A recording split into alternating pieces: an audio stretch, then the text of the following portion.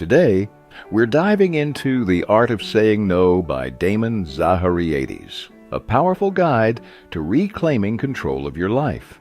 Have you ever felt overwhelmed by saying yes to every request that comes your way? Or found yourself burdened by obligations that drain your energy and time? In a world that constantly demands more from us, learning to say no might just be one of the most important skills you can develop. Imagine this. Every time you agree to something you don't want to do, you're effectively saying no to yourself. You're saying no to your personal time, to your goals, and to your well-being. This book isn't about being rude or inconsiderate. It's about setting boundaries that respect your time and energy. It's about learning to put yourself first without guilt. In this summary, we'll explore why saying no is not just okay, it's necessary. You'll discover how mastering this skill can empower you to focus on what truly matters in life, and how it can free you from the burden of endless obligations. By the end, you'll have actionable strategies to help you say no confidently and without regret, so you can finally start saying yes to yourself. Let's begin. The people-pleasing habit. What makes someone a good person in your eyes? Is it simply their willingness to help others at any moment? Are good people always dependable, always putting others' needs first? Sure, they might be, but there's often more to the story. Behind this helpful nature, some people carry a hidden trait. They are people pleasers. Author Damon Zahariades was one of those individuals who sought happiness in keeping others happy. Whenever someone asked for his help, his default response was yes. Damon was always available, and people loved him for it, but eventually, this habit left him feeling drained and unhappy. Every time Damon said yes to others, he was essentially saying no to himself. He had no time left for his own needs, and he was pouring his time, energy, and even money into others. For instance, when he was in college, he owned a pickup truck. He quickly found himself acting as a mover for his friends, who all expected him to help them transport their things. Damon often canceled his own plans to help, and before long, he started feeling resentful. So, how did Damon finally break free from his people-pleasing habit? First, he took a step back and reflected. He realized that if he kept prioritizing others' needs, he'd never have time to focus on his own. The truth is, only you can fulfill your needs. No one else will do it for you. Putting others first all the time only builds up frustration and resentment. Damon reached a point where he began to resent the very people he cared about. This habit even affected his mental health. But over time, he came to an important realization. He could still help others. He just needed to prioritize himself first. Wanting to make others happy isn't a bad thing. You can still be there for others while taking care of your own happiness.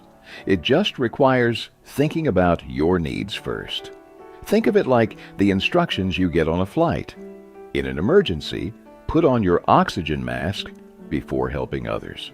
If you prioritize someone else's mask before your own, you risk hypoxia, a dangerous lack of oxygen in your body. Similarly, taking care of yourself first makes you stronger and more capable of supporting others.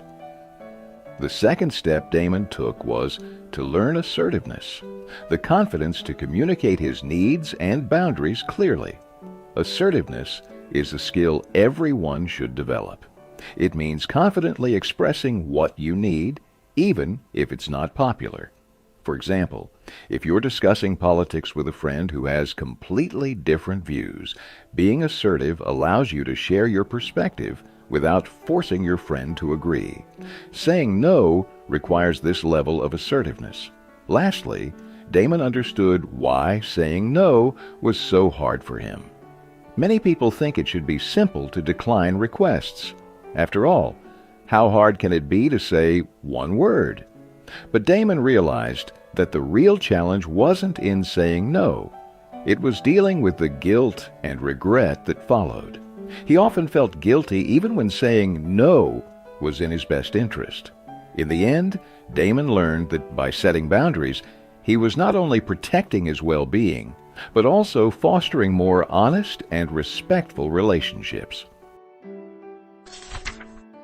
Reasons we struggle to say no. Let's take a closer look at why saying no can feel so challenging. Understanding these reasons can help you stop blaming yourself and realize that it's perfectly okay to set boundaries. One of the primary reasons people hesitate to say no is due to social conditioning. We're often raised to believe that refusing someone is rude. You might feel that saying no will offend or hurt others, and you start imagining how disappointed or angry they might be. But remember, there's nothing wrong with setting limits. Prioritizing your own needs isn't selfish, especially when you're already managing a lot. If someone takes your refusal personally, that's on them. They're failing to respect that you have your own priorities. As long as you're polite, you shouldn't feel guilty about saying no. Another common reason is low self-esteem. Many people have an inner critic that constantly feeds them doubts, convincing them they are not as worthy as others. When self-doubt is strong, you start to believe that your needs and desires aren't as important as others. You might think that helping others will make you feel valuable, or that it's the only way to feel a sense of worth. But this is a misconception. Your value isn't defined by how much you do for others. You deserve the same respect and opportunity to pursue your own goals. Prioritizing yourself is not only acceptable, it's essential. A third reason people struggle to say no is the fear of conflict or confrontation. Damon, the author, often found himself saying yes when he actually wanted to say no, simply to avoid an uncomfortable situation. He didn't want anyone to dislike him, and this fear led him to agree to things he didn't want to do. But it's impossible to please everyone, and striving to do so can leave you exhausted and resentful. When someone is disappointed by your refusal, that's okay. By always saying yes when you mean no, you give others power over your emotions and neglect your own well-being. Overcoming the habit of constantly saying yes takes time, and Damon tackled it one step at a time. He started practicing saying no in low-stakes situations where he didn't fear confrontation. For example, when he passed by salespeople in a store who tried to sell him products he didn't need, he politely declined. Just like a muscle, your ability to say no strengthens the more you use it. Gradually, you'll find yourself able to say no not only to strangers, but also to family, friends, and colleagues. The more you practice, the easier it becomes, and over time, you'll build the confidence to set healthy boundaries without guilt. 10 strategies for saying no without feeling guilty. 1. Be direct and straightforward. Imagine you're swamped with work. You have a report to finish, a presentation to prepare, and an important discussion with a colleague. Suddenly, another coworker approaches and asks if you can help them with something. You hesitate and give a vague answer, saying you're not sure if you'll have time. Avoid this approach. Indirect responses leave room for others to pressure you. Instead, be clear and direct. Say, "I'm sorry, but I don't have the time to help right now." A straightforward answer shows respect and leaves no space for negotiation or guilt. 2. Don't ask for more time. Sometimes people delay saying no by asking for time to think about it. But if your answer is already no, then delaying won't help. In fact, it might give the person hope that you'll eventually say yes. When you finally refuse, they may feel misled or disappointed. Delay can also give them a chance to push you into saying yes, which is exactly what you want to avoid. Plus, both of you lose productivity. The longer you wait, the more energy you waste on indecision. If you know your answer, say it promptly. 3. Use alternative phrasing. Some people are sensitive to rejection and might react negatively to a simple no. In such cases, consider rephrasing. For example, if an uncle asked you to drop him at the airport, rather than saying, "I can't," you could say, "I would love to help, but I have an important deadline I need to meet." This shows that you genuinely have other commitments and aren't just dismissing their request. 4. Stop making excuses. While giving reasons can soften the blow for some people, it doesn't work for everyone. Some might dig deeper into your excuses, looking for loopholes. For instance, if a friend asks you to babysit and you say you're working late, but they see a photo of you out at a party, it damages your credibility. Avoiding excuses shows integrity and makes your no stronger. Politely and respectfully decline without feeling the need to justify your decision. 5. Take responsibility for your decision. Instead of saying, "I can't," say, "I don't want to." When you say, "I can't," it sounds like you're unable to make your own choice, almost as if someone else is controlling your decision. Saying, "I don't want to," communicates that you are making an intentional choice, which strengthens your boundaries and respects your time. 6. Suggest they ask again. Later. If someone urgently needs your help but you're busy, suggest a follow-up. For example, if a coworker asks for assistance when you're swamped, let them know, "I can't help at the moment. But if you still need assistance later in the day, feel free to ask again." This shows willingness while prioritizing your own tasks. However, make sure you mean it. If they return, you can still evaluate whether it's feasible to help without feeling pressured. 7. Avoid lying about your availability. It can be tempting to make up an excuse, but lying is rarely a good strategy. While it might be easy to create a fake doctor's appointment, dishonesty can lead to trouble later on. Instead of resorting to lies, be honest and straightforward. For instance, if you're tired and don't want to drive someone around, say, "I'm planning to rest, and I'd prefer not to drive today." While it may feel uncomfortable at first, speaking your truth is a form of self-respect. If you don't consider your own needs, who will? 8. Offer an alternative option. If you genuinely want to help a friend but can't fully commit, suggest another way they could get help. For example, if your friend needs assistance finishing a research paper, but you're too busy, recommend someone else who might be available. Let's say this friend has repeatedly asked for favors. Last month it was organizing a charity event, and now they need help with their paper. Explain that you can't handle both and ask which one they prioritize. This approach gently reminds them that you also have limits and priorities. 9. Refer to someone more qualified. Sometimes, even if you want to help, you recognize that someone else could do it better. If a friend asks you to read and critique their novel, and you know of others who are more experienced in providing feedback, refer them to those people. This isn't about rejecting their request, it's about guiding them to the best possible support.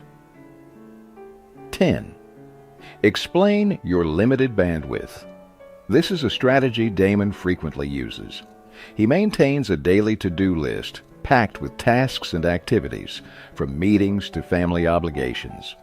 For example, when a friend asked him to help find a rental home, Damon had to say no, because such a task requires significant time. When his friend insisted it would only take an hour, Damon showed him his packed schedule. Seeing Damon's commitments helped his friend understand that Damon wasn't simply avoiding the task, he genuinely didn't have the time. Explaining your limited bandwidth or time constraints can help others understand your refusal. It prevents them from feeling hurt or pressuring you, as they can see you're already managing a full schedule. Bonus strategies for saying no without guilt. Let's dive into 3 bonus strategies to help you say no confidently and stand by your decision. 1. Stand firm in your decision. Some people simply won't take no for an answer. They'll keep pushing, trying to persuade you to change your mind. When this happens, remind yourself that their persistence is not your responsibility. It's their issue, not yours. If someone continues to pressure you, politely but firmly restate your decision. For example, you could say, "I understand you need help, but I really can't commit right now." You might also suggest they reach out to someone else who could assist. Standing your ground shows that you respect your own boundaries, no matter how persistent others may be. 2. Maintain politeness and respect. It can be frustrating when someone ignores your boundaries, but it's essential to remain polite. Losing patience might feel tempting, but remember, how you respond reflects on you, not on them. Continue to say no kindly and respectfully, showing that while you respect their needs, you're committed to your own decisions. This gentle but firm approach will leave no room for confusion and helps you hold on to your integrity. 3. Face the fear of missing out. The fear of missing out, or FOMO, often leads us to say yes to things we don't truly want to do. We worry that declining an opportunity, whether it's a potential promotion, a social event, or something exciting, means we're missing out. But remember, just because an opportunity arises doesn't mean you have to take it. Consider the time, energy, and cost involved. Ask yourself if constantly saying yes is worth it. Over time, this fear will fade as you realize that every no you say helps you stay focused on what truly matters to you. These bonus strategies can help you navigate even the toughest requests, reinforcing your boundaries while respecting others. By standing firm, staying polite, and conquering FOMO, you'll feel more empowered every time you say no. Conclusion. To wrap up, let's review the key lessons from the art of saying no. First, you learn the importance of letting go of the habit of people-pleasing.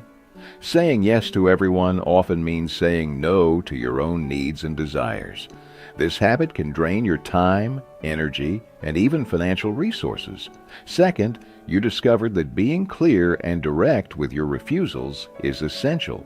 When you say no openly, it signals to others that you're prioritizing yourself, which is not about disrespecting anyone. It's about valuing your own well-being.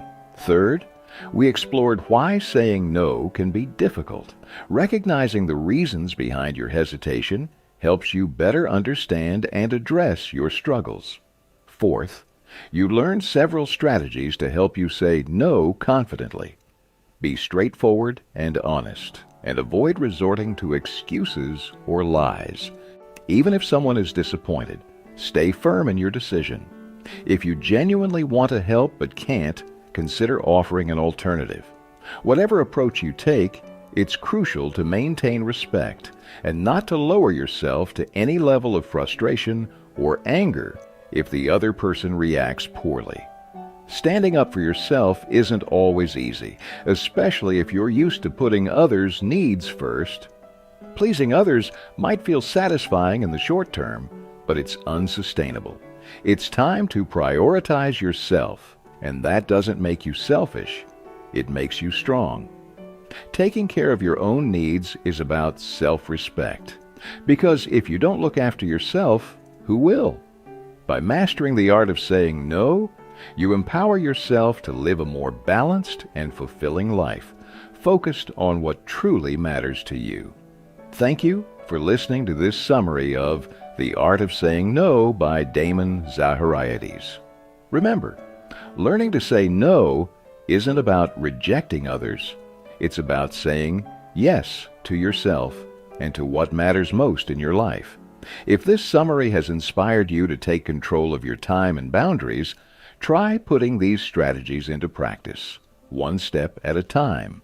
For more empowering insights and practical advice, subscribe to our channel and stay tuned for more book summaries that can help transform your life. Until next time, keep setting boundaries and making space for what truly matters.